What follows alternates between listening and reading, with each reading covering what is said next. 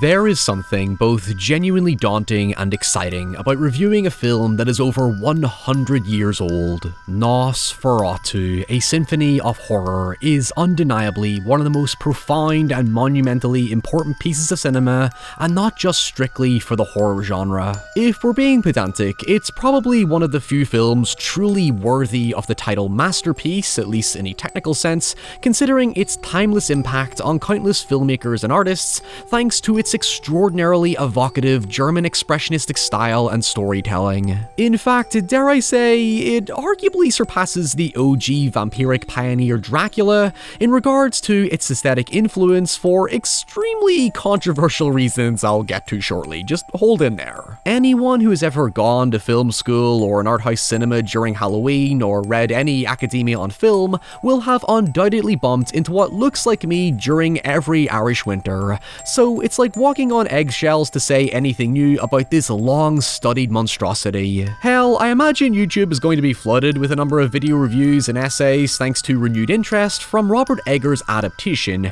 which for the record I have not seen yet, but still, there's no better time to finish off the year than with something this pure old school. NOSFERATU tells the story of a hopeful real estate agent called Hutter who's sent to Transylvania to close a property deal with the elusive Count Orlock, who wishes to move to the assistant's hometown of Wisborg for seemingly unknown reasons. However, during his travels, Hutter is warned of a supernatural presence that surrounds Orlock and his castle, soon leading to the revelation that Orlock is a vampire who is quite literally a harbinger of death when his arrival in Wisborg is swiftly followed by constant, unstoppable death. Now, if you're someone from a modern lens that's generally disconnected from all the history, academia, and cinephile circle jerks, I can understand you being skeptical over whether the film is indeed as genuinely good as people say, or just another case of an old film being shielded under the banner of cultural heritage and acknowledging its place in cinema, so that's kinda what I aim to address here. While I personally don't have the same affinity for it as some, I will definitely outright defend it as a legitimately well-told story that, regardless of the time it was made in, holds its own as an effective and enigmatic mystery that isn't necessarily as clean-cut as you might expect it to be. Firstly, let's get a brief history lesson out of the way. NOSFERATU isn't technically supposed to exist, because following its release in Germany in 1922, the film's producers were sued for copyright infringement by the estate of Bram Stoker, whose little novel Dracula predated NOSFERATU by 25 years. After producer Alban Grayu originally failed to obtain permission from Stoker's estate to use Dracula's story, he attempted to work his way around infringement by making several significant changes to his own narrative, which the courts ultimately upheld as valid infringement, and on behalf of Stoker's wife, ordered all copies of the film to be destroyed. However, as plagiarism today highlights, this extremely low-budget, borderline amateur passion project was likely destined to fall into obscurity anyway, had it not been for the Streisand effect of Stoker's estate. Once a surviving print managed to make its way to America, there was nothing the courts could do to destroy it, because Dracula was already in the US public domain because Stoker failed to register its copyright status in that country. Thus, NOSFERATU was freely allowed to exist. Now, for transparency, I'm using two versions for this review because there are slight differences in the text translation that make for a few poetic distinctions worth highlighting, but visually speaking, I'm using the highest quality version I can find on YouTube instead of the potato version I have on DVD, because, well, the film itself is also in the public domain now, so have at it. I've left a link below. Although, given the state of YouTube these days, I would not be surprised if I still get a copyright claim on this video, even though this is transformative fair use. Anyway. While it might sound blasphemous to say NOSFERATU is externally nothing more than a low-budget derivative of Dracula, I think it's more fair to view it in the same lens as Friday the 13th being a derivative of Halloween if they were somewhat reversed. It might have the same structural skeleton, but it still captured the zeitgeist with its own unique and imaginative reinterpretation that leans strongly on the macabre and enigmatic mystique of its titular evil. There's not much point doing a side-by-side comparison on the differences, is because they're mostly technical and superficial, but the 2 points I often hear brought up are the fact that NOSFERATU is the first depiction of a vampire being fatally weak to sunlight, and perhaps more significantly, his presentation greatly deviates from the romanticism and aura we typically associate with Dracula and later vampire lore. The most tangible detail that separates Count Orlock from other blood-sucking icons is that he's not exactly a vampiric sex symbol. Hell, he doesn't even really have the same domineering charisma as Dracula, but what he does have is a dark, dangerous supernatural power gravitating around him, which will be a recurring theme throughout. The framing device of NOSFERATU's story is an account of the Great Death in Wisborg by the town's local historian, whose intent seems to be to trace the origins of a mysterious plague that arrived in Wisborg in 1838 through interviews and statements from the individuals involved. We're introduced to the young real estate agent called Hutter and his loving wife Ellen, who live peacefully and passionately in a lavish home. Life couldn't be more perfect for the couple until a deathly undercurrent is buried in the subtle sentiment of Hutter giving Ellen flowers, as she scorns him for effectively causing their slow demise now that they've been picked. While on his hurry for work, a local jokingly warns him to slow down because no one can outrun their fate or escape their destiny, depending on your chosen translation. At the end of the day, they're innocuous statements that are not supposed to keep you existentially awake at night, but the undercurrent only looms further when we're introduced to Hutter's very outwardly malevolent-looking boss, Herr Nock, who appears to be in possession of occult-like scripture. He demands Hutter to travel to Transylvania to assist the mysterious Count Orlock in purchasing a house within the town, which Hutter will be handsomely rewarded for, despite the not-so-subtle scheming grin on Nock's face, and the also not-so-subtle mention of how much sweat and blood may be required to close the supposedly challenging deal. It's an evocative setup where Hutter's innocence is shown through his kempt, humble, homely visual setup and eager performance, in stark contrast to Nock's distinctly crooked and disheveled demeanor and rugged office space. In fact, all we're vaguely told about Nock through the historian's account is that unsavory rumors floated around town, but as the story progresses, it's revealed that he's a servant to Orlock. Long before Orlock is even introduced, it already does an effective job at conveying all the peculiarities around him, which even includes the towering, dilapidated building he wishes to purchase, which just so happens to face Hutter's home.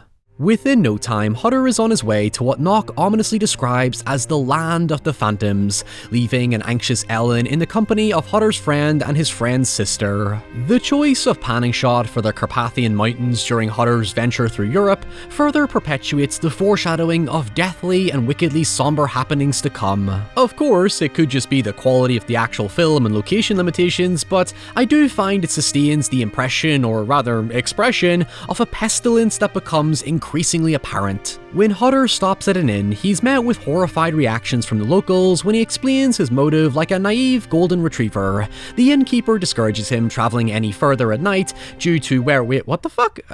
Okay, hold on, I don't remember the werewolf lurking in the hills bit, but yes, there are literal werewolves in this world that just casually seem to exist. I assume it's meant to evoke the premise that Hutter is traveling to a foreign, dangerous land that's completely outside his sensibilities, but at the very least, it gives him an excuse to uncover our big book of exposition in the form of vampires, ghosts, magic, and the 7 deadly sins, which explains the legend of NOSFERATU. In the book, NOSFERATU is essentially an encompassing term to describe a demonic, blood-feeding vampire that hides from daylight and lives on a land of cursed soil once collected from the fields of the Black Death. This is perhaps the most explicit take from Dracula, where specifically the film leans on a section from Stoker's book, where Dracula travels to England via a vessel known as the Demeter, where he slaughters the entire crew aboard and escapes with his coffins of soil that he needs to rejuvenate his power. NOSFERATU tweaks the wording by focusing on drawing power from his shadow,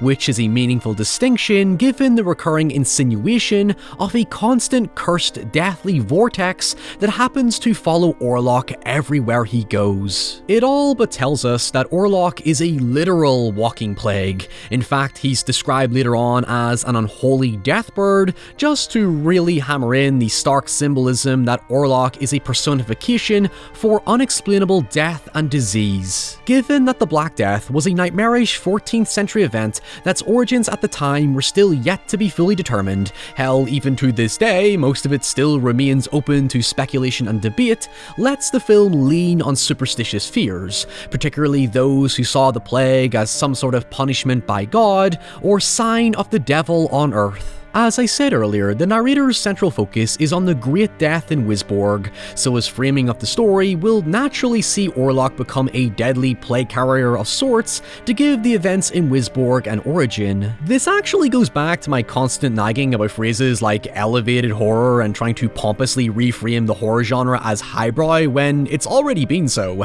German expressionism by its nature was an incredibly meticulous art form that came out of years of cultural and societal change. Since cinema was still in relative infancy when NOSFERATU came out, it's easy to misconstrue it as elementary compared to the sophistication of today, but the functions of storytelling have never changed in their intelligence. I use the word function specifically because it's what the late film academic David Bordwell used to describe the impact that an art style has on a story, most notably in German expressionism. In his book Film History, co-written with his wife KRISTIN Thompson, they quote actor Konrad Veidt, who played the infamous somnambulist Caesar in the 1920 German expressionistic horror The Cabinet of Dr. Caligari, universally recognized as one of the most important films ever made, who said, "If the decor has been conceived as having the same spiritual state as that which governs the character's mentality, the actor will find in that decor a valuable aid in composing and living his part." Or, in less dramaturgical language, what he basically means is that the environment, props, and set design are a fundamental extension of the character and their perception of the world around them. When you consider this, a good portion of Hutter's time with Orlock is technically a psychological horror. When he arrives at Orlock's castle, he immediately claims to be disturbed by visions and an unwelcoming aura around him, perpetuated further as he wanders into the dark abyss of the castle entrance after Orlock instructs him to do so. In the same way Caligari was about madness and the literal distortion of reality shown through visuals, Bordwell even points out that the arches around Orlock become a regular motif to mirror the expression of a coffin, thus perpetuating the sense of death that we've described around Hutter. The following morning, after a tense and awkward night with Orlock, Hutter suspects he's been bitten by mosquitoes after noticing 2 wounds on his neck, which of course today we know Orlock bit him, but in its time the vampiric revelation was yet to be known.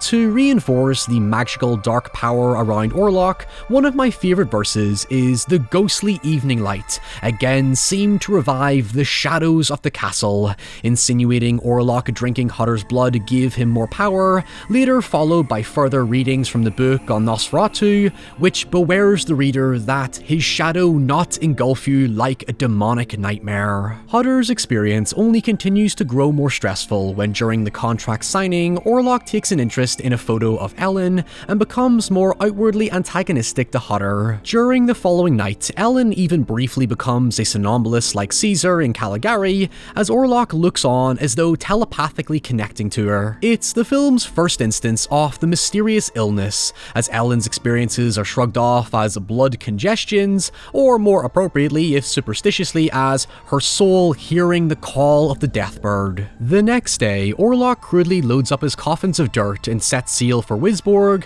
leaving Hutter to race behind before falling into an illness of his own. Once again echoing Dracula's travels in the Demeter, Orlock feeds on the ship crew and assumes control of the ship, abandoning it on the docks of Wisborg and taking his coffins to his new home. Upon discovering the abandoned ship littered with rats and corpses whose mysterious neck wounds can't be explained, the town officials declare a plague epidemic, with the captain's log even assuming fears of a plague aboard. You can see from this where the influence of the Black Death really shows itself. Orlock is a vessel of chaos and the natural power of the unexplainable. Deaths surmount, illnesses persist, madness emerges, and the narrator even uses a professor teaching his students about strange plants as a perfect metaphor for the happenings. The professor compares the paradox of a meat-eating plant to a vampire, and how a transparent polyp with tentacles resembles a phantom. The gist is that not every mystery in life will achieve an answer, as if what's happening is a disturbing natural order,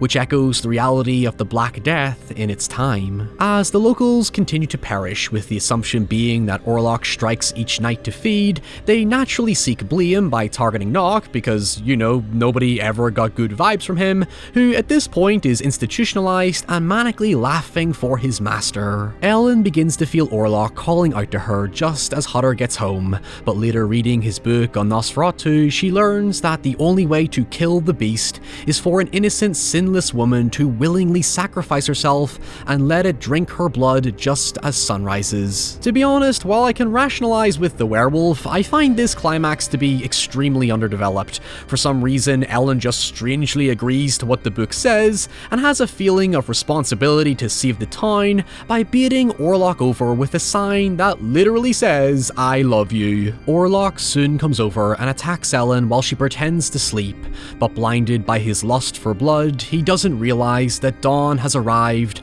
and the sunlight destroys him.